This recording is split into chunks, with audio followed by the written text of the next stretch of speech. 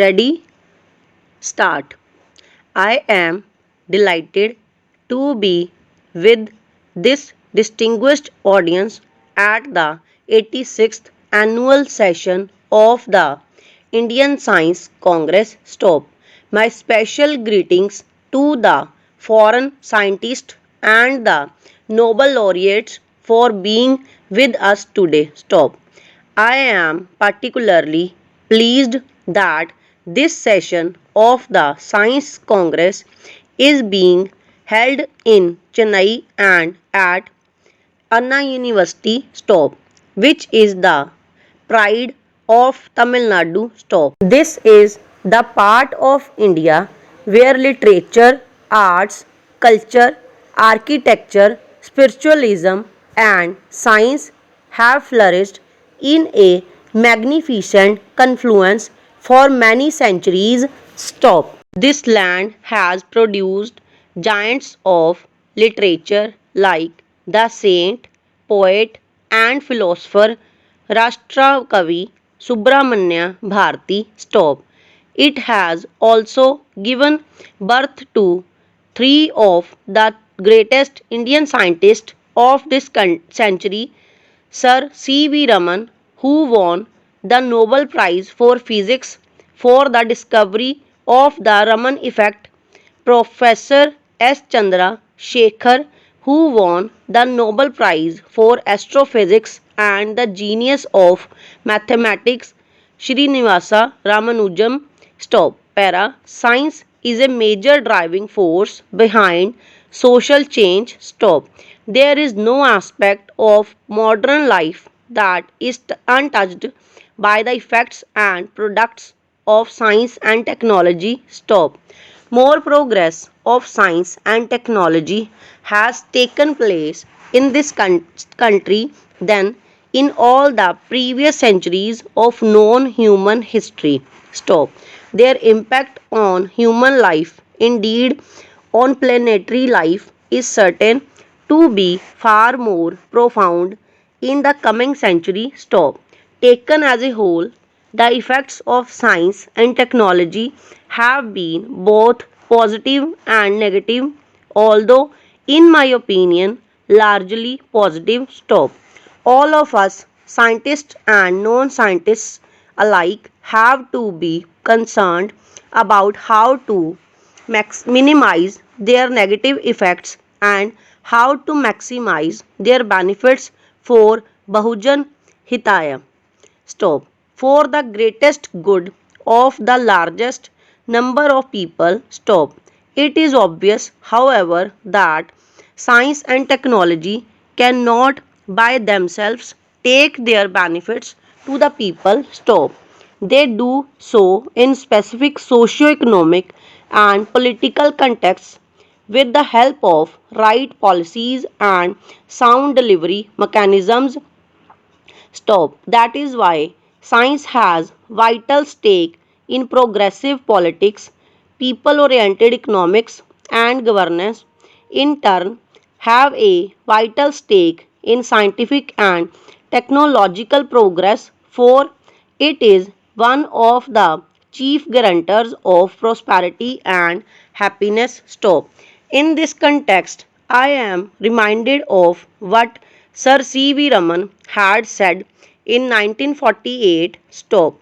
There is only one solution for India's economic problems, and that is science and more science and more science and still more science. Stop. Para. The need to deepen, widen, and enrich India's scientific base is all the more urgent in view of the challenges of the next century and the next millennium. Stop. It is well recognized all over the world that the societies that will survive and thrive in the face of these challenges will be knowledge societies. Stop. Knowledge and its application in a competitive global environment is going to be critical to the progress of nations in the fields of economy, education, health, food and energy security. national defense, and even culture. Stop. We need to raise the knowledge level of every section of the population. Stop. India has been the original knowledge society in the history of human civilization. Stop. This is the land where Gyan and Vigyan both flourished in antiquity. Stop. Due to historical reasons, our scientific tradition got weakened. Stop. The question before us now is, how do we, as a free nation with 5 decades of experience of independent development, emerge once again as a global scientific power in the early part of the next century? Question mark.